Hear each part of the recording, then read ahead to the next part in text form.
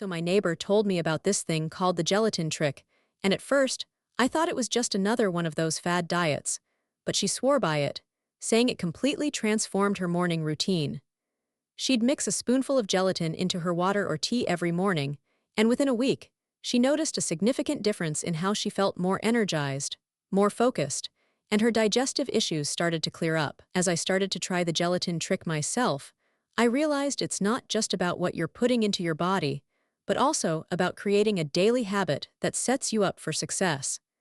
By incorporating the gelatin trick into my morning routine, I've found that I'm more mindful of what I eat throughout the day, and I'm more likely to make healthier choices.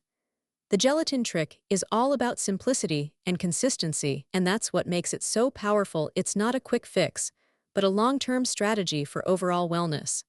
To learn more about how to make the gelatin trick a part of your daily routine, check out the link in my description below, and be sure to take a look at the pinned comment for some helpful tips from our community.